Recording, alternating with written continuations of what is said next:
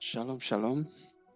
Gloire au Seigneur qui nous a encore rassemblés aujourd'hui pour partager sa parole. Nous allons prendre nos Bibles dans l'Évangile selon Luc. Nous lisons dans Luc chapitre 18, le premier verset seulement. Jésus leur adressa une parabole pour montrer qu'il faut toujours prier et ne point se relâcher. Amen. Alors, dans notre série sur la prière, la fois passée, nous avions achevé la prière dite de notre Père. Et aujourd'hui, nous allons voir un certain nombre d'aspects concernant la prière. Donc, nous allons parler de la persévérance dans la prière. Pourquoi nous devons persévérer? On dit que le Seigneur Jésus adressa cette parabole pour montrer qu'il faut toujours prier et ne point se relâcher. Alors, je vais lire ça dans la version Semeur qui présente mieux ce passage. Luc chapitre 18, verset 1.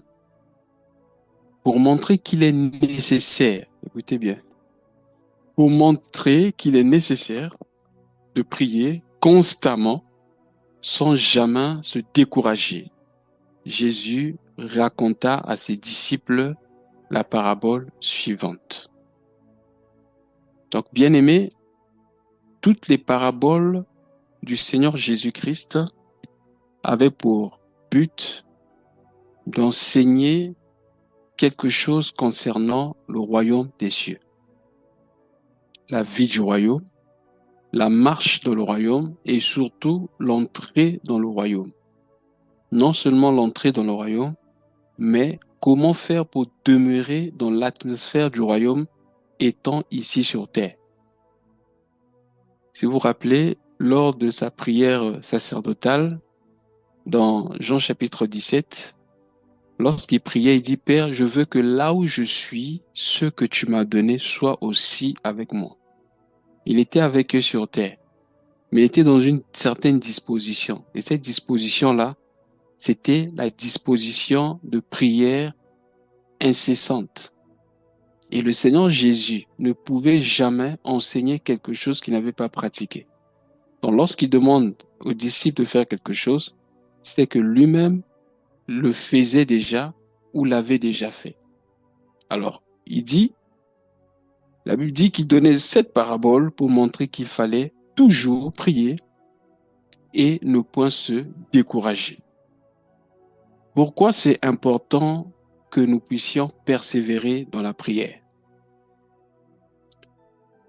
Nous pensons que d'un côté, si Dieu permet que nous puissions persévérer dans la prière, c'est parce que il veut que nous le connaissions davantage. Parce que plus nous passons du temps avec quelqu'un, mieux nous le connaissons. On nous a souvent présenté la prière comme un moyen de demander ou d'obtenir des choses auprès de Dieu.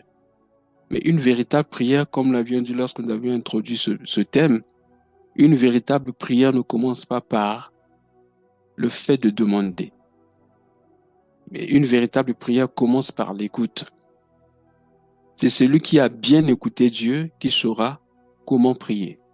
Parce qu'il est écrit dans Romains chapitre 8, 26 à 27, je pense, qu'en réalité, nous ne savons pas ce qui nous convient de demander dans nos prières à cause de notre ignorance. Pourquoi notre ignorance?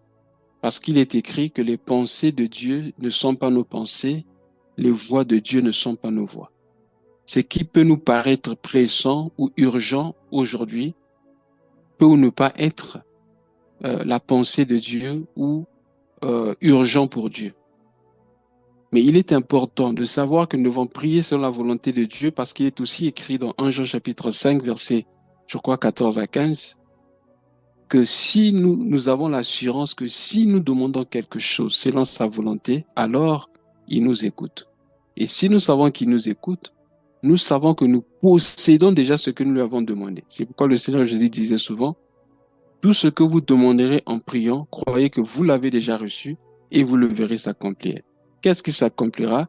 Tout ce qui s'aligne avec la volonté de Dieu. Donc la prière n'est pas un moyen d'attiser Dieu ou de forcer la main à Dieu.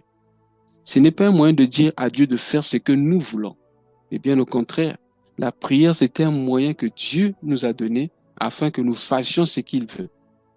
Voilà pourquoi, au-delà de ce que nous pouvons sentir, ressentir, pressentir ou être sous stress, bien aimé, il est important qu'après avoir prié, que nous disions, comme le Seigneur Jésus-Christ à Gethsémane, non pas ce que je veux, mais ce que toi tu veux.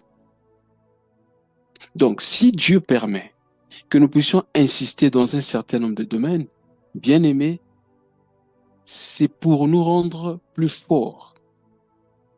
C'est pour nous rendre plus résistants. Parce que lorsque nous passons du temps dans la présence du Seigneur, lorsque nous prions, nous apprenons aussi à avoir son image. Souvent, on dit souvent dans le monde, tout ce qui s'assemble se ressemble. Donc, plus nous passons du temps dans la prière, plus nous allons, bien aimer, avoir les caractères de Dieu dans notre vie. Et vous allez constater que vous pouvez prier pour un sujet donné, mais ce que vous allez recevoir pendant que vous êtes en train de prier sera généralement plus grand que ce que vous demandez auprès de Dieu. Donc Jésus a dressé cette parabole pour montrer qu'il fallait toujours prier et ne point se relâcher. Nous ne devons pas nous relâcher parce que la prière dans la vie chrétienne, c'est comme la respiration. Vous voyez, s'il y a une activité de notre corps qui ne s'arrête jamais, c'est la respiration. Donc un chrétien qui ne prie pas, c'est un chrétien qui ne respire pas. Ou un chrétien qui ne prie pas bien, c'est un chrétien qui ne respire pas bien. Il aura besoin d'assistance, donc il aura besoin de l'oxygène. C'est un chrétien qui a des problèmes respiratoires. Donc voilà pourquoi il est important que nous comprenions l'importance de la prière.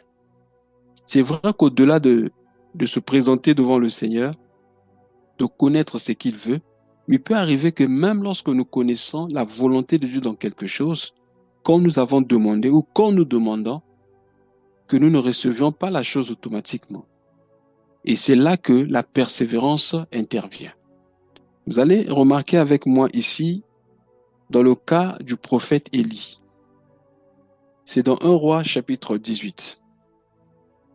Si vous lisez bien, au début, c'est Dieu qui dit à Élie, maintenant je vais faire descendre la pluie des cieux.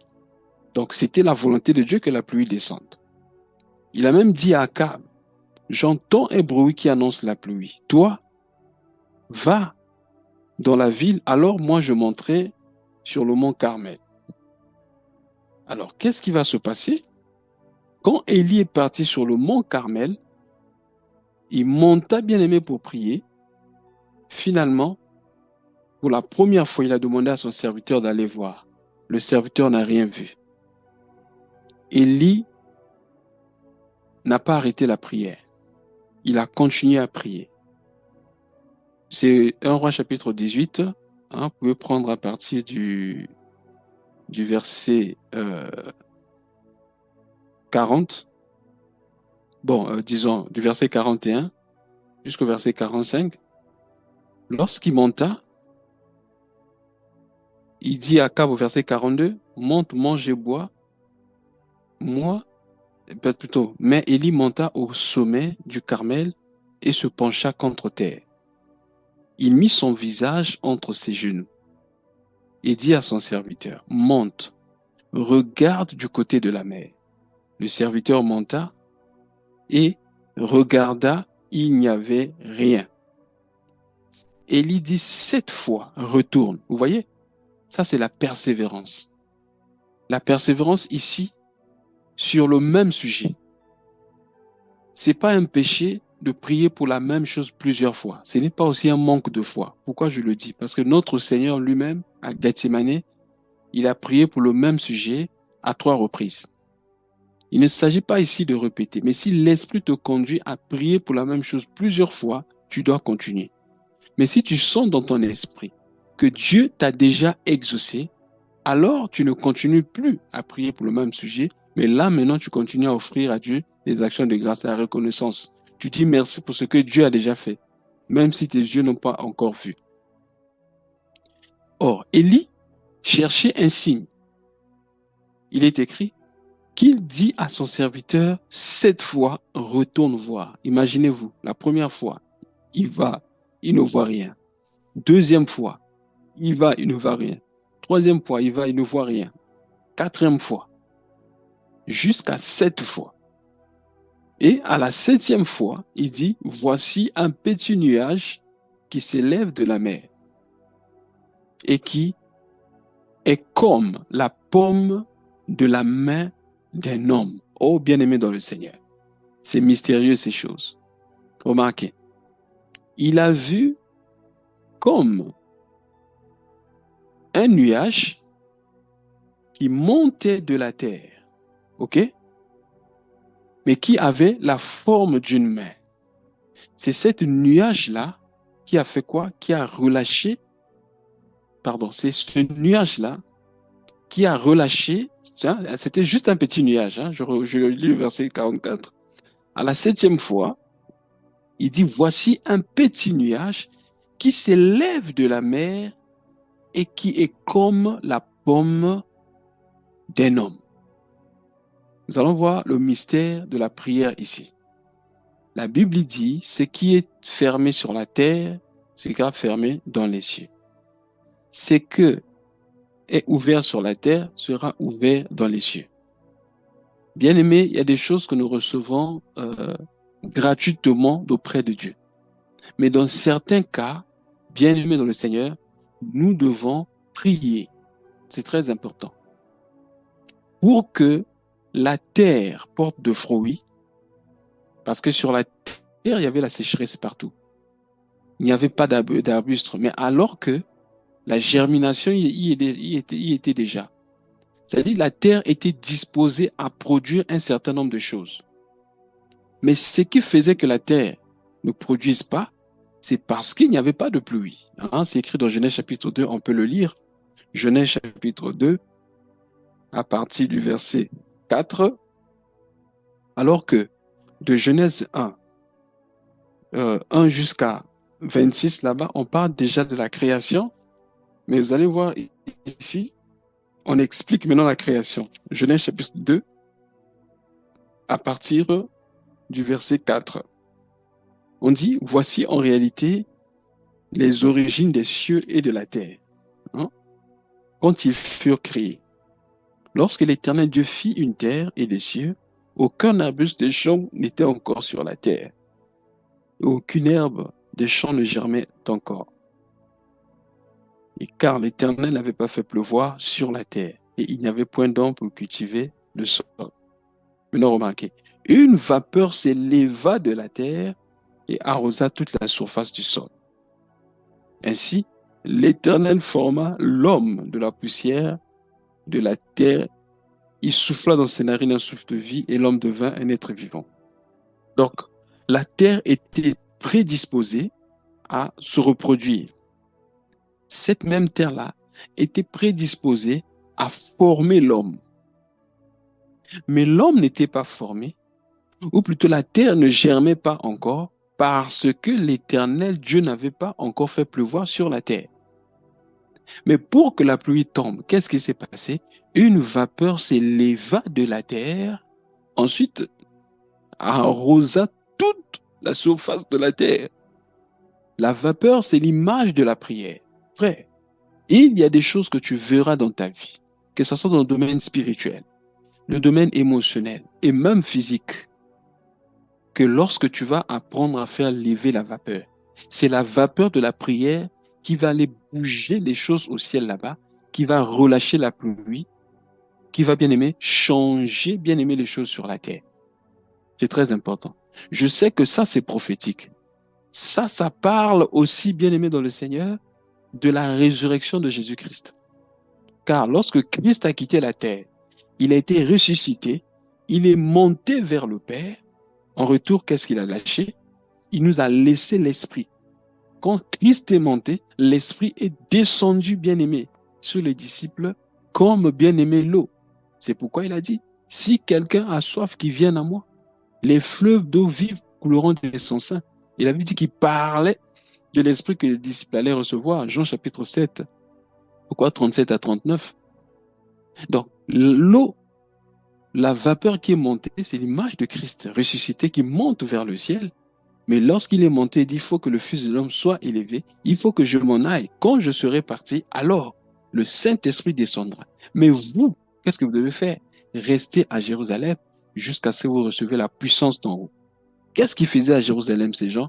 Ils étaient dans la chambre haute. Qu'est-ce qu'ils faisaient? Ils étaient en train de prier. Frère, il y a des choses que tu n'as pas encore vues dans ta vie. Il y a des choses que tu n'as pas encore réalisées parce que tu ne comprends pas encore l'importance de la prière. Frère, il y a prier et prier. Lorsque nous prions sincèrement, lorsque nous nous tournons réellement vers Dieu, bien-aimé dans le Seigneur, les résultats seront toujours là. Vous voyez? Élie a vu une main qui s'élevait de la terre, qui montait vers le ciel. Élie a compris que la pluie va descendre. Or, lorsque nous voyons la main représente les 5 ministères. C'est quand Jésus est monté, après il a relâché les 5 ministères. Lisons un peu Éphésiens chapitre 4. Éphésiens chapitre 4 nous parle de cela.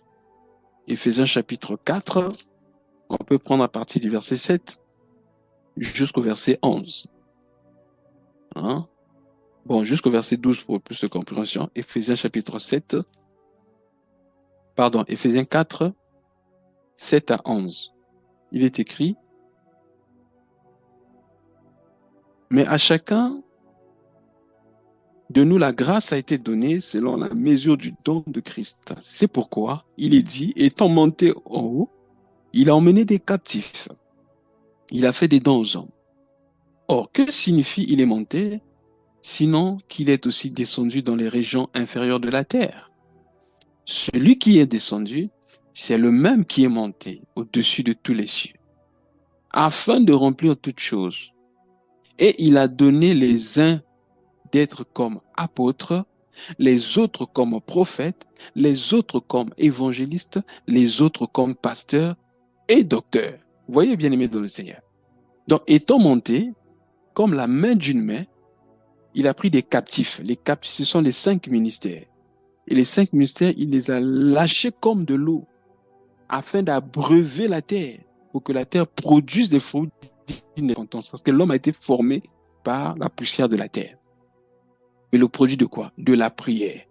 Ils étaient dans la chambre haute. Qu'est-ce qu'ils faisaient? Ils étaient en train de prier. Tout à coup, l'Esprit descendait sur eux. Nous voyons la même chose dans Actes chapitre 13. Avant que le Saint-Esprit ne désigne Paul et Barnabas, qu'est-ce qui est écrit? Le premier réveil, c'est dans Actes chapitre 2, la descente du Saint-Esprit. Mais regardez ici, Actes chapitre 13. Il est écrit, les 2 premiers versets, il y avait dans l'église d'Antioche des prophètes et des docteurs. Barnabas, Simeon, appelé Niger, Lysius de Cyrène, Manahem, qui avait été élevé par Hérode, le tétrarque, et Saul. Pendant qu'ils servaient le Seigneur dans le ministère et qu'ils jeûnaient, le Saint-Esprit dit, mettez-moi à part Barnabas et Saul pour l'œuvre à laquelle je les ai appelés. Donc, ils étaient en train de prier. On ne peut pas parler de jeûne si on ne parle pas de jeûne et prière. Donc, ils étaient en train de jeûner et ils priaient. Et pendant qu'ils priaient, l'Esprit a parlé. Bien-aimés dans le Seigneur, nous avons encore un autre exemple que je vais prendre pour atterrir, l'exemple de Élisée. Élisée savait que Élie devait être enlevé. Mais Élie tout le temps lui disait, laisse-moi partir, reste ici. Élisée disait, non, je ne te laisserai pas partir. Où tu iras, j'irai. Élisée s'est attaché à Élie. Ils ont quitté d'abord Gilgal. Ils sont arrivés à Bethel. Et même les fils de prophètes ont dit à Élisée, est-ce que tu sais que Dieu va prendre ton serviteur, ton maître aujourd'hui? Il dit, je le sais, taisez-vous. Il continue. Après Bethel, ils sont partis à Jéricho. Après Jéricho, ils arrivent au Jourdain. Mais dès qu'ils ont traversé le Jourdain, Élie lui dit, au verset 9, 2 Rois chapitre 2, 9 à 9 à 11, on va lire. Lorsqu'ils eurent passé le Jourdain, Élie dit à Élisée, demande ce que tu veux que je fasse pour toi, avant que je ne sois enlevé d'avec toi. Élisée répondit, qu'il y ait sur moi, je te prie, une double portion de ton esprit. Et vous voyez, c'est la prière. Élie dit, tu demandes une chose difficile. Mais si tu me vois pendant que je serai en train serai enlevé d'avec toi, cela t'arrivera ainsi. Sinon, cela ne t'arrivera pas. Comme il continuait à marcher en parlant, voici un char de feu et des chevaux de feu les séparèrent l'un de l'autre. Et Élie monta au ciel dans un tourbillon. Je continue verset 12. Élisée regardait et criait, mon père, char d'Israël et sa cavalerie. Et il ne vit plus. Il ne le vit plus. Saisissant alors ses vêtements, il les déchira en deux morceaux. Et il le releva, et il releva le manteau qu'Élie avait laissé tomber. Puis il retourna et s'arrêta au bord du Jourdain. Il prit le manteau qu'Élie avait laissé tomber et il frappa les eaux. Il dit, où est l'Éternel, le Dieu d'Élie? Lui aussi, il frappa les eaux qui se séparèrent, ça et là, et Élisée passa. Vous voyez, il a expérimenté ce miracle parce qu'il a prié.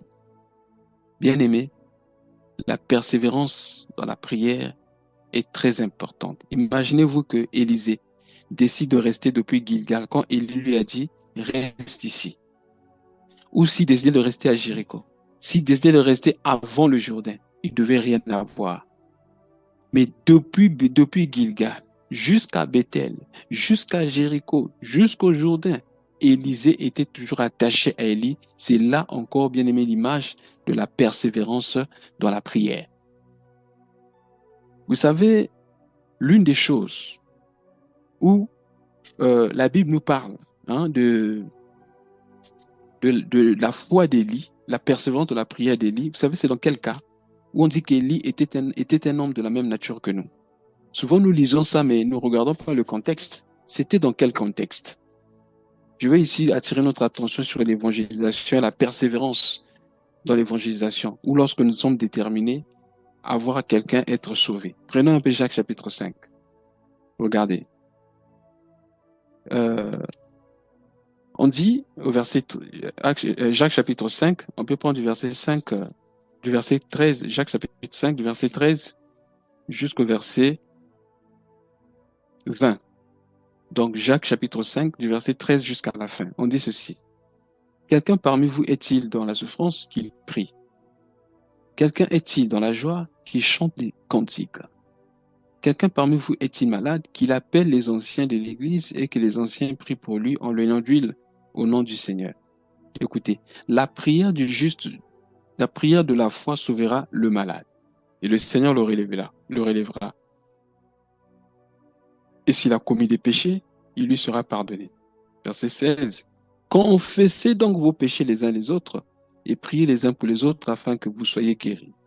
La prière fervente du juste a une grande efficacité. Maintenant, écoutez, là où on prend Élie comme exemple. Élie était un homme de la même nature que nous. Il priait avec instance pour qu'il ne tomba point de pluie sur la terre pendant 3 ans et 6 mois. Puis il pria de nouveau et le ciel donna de la pluie. Et la terre produisit son fruit. Écoutez maintenant le contexte du verset 19. Mes frères, si quelqu'un parmi vous s'est égaré loin de la vérité et qu'un autre l'y ramène, qu'il sache que celui qui l'a ramené, celui qui ramènera un pécheur de la voie où il s'était égaré, sauvera une âme de la mort et y couvrira les multitudes de péchés. La persévérance lorsque nous voulons voir quelqu'un être sauvé. Ça peut être quelqu'un de notre famille, ça peut être un ami, ça peut être un voisin. Nous sommes déterminés, on veut voir le changement de la vie de cette personne-là. On veut voir cette personne-là qui marchait avec Dieu, mais qui s'est égarée loin de la vérité pour que cette dernière revienne dans la vérité. Et la parole de Dieu nous demande de prier comme Élie. Continuer à prier, même si nous ne voyons pas de changement. Mais nous devons continuer à prier, sachant que c'est la volonté de Dieu que celui qui a pris une mauvaise voie revienne dans la voie de Dieu. Je connais le témoignage d'un homme de Dieu qui avait décidé de prier pour 3 personnes pour leur conversion. Il a prié pour ces gens-là pendant 40 ans. Je dis bien 40 ans, il a prié pour ces gens. L'une d'elles s'est convertie 20 ans après, l'autre 33 après. Maintenant, la troisième personne s'est convertie après sa mort. C'est-à-dire, lui, il est mort, il n'a pas vu sa conversion. Mais il laissait quand même, parce que il avait cette habitude-là, que je nous recommande aussi. Si nous prions pour des choses, c'est mieux de les écrire. Nous les écrivons, nous prions et nous vérifions si ces sujets-là sont exaucés.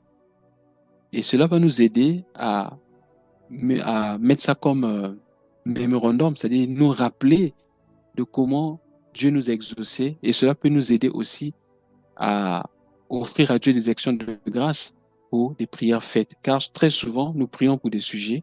Quelquefois, Dieu a exaucé. On oublie même qu'on avait prié pour ça. On ne prend même pas le temps de revenir vers Dieu pour dire merci. On pense que tout est normal. Bien-aimés, soyons persévérants dans la prière. Car la persévérance de la prière, c'est ce à quoi Dieu nous appelle. Amen.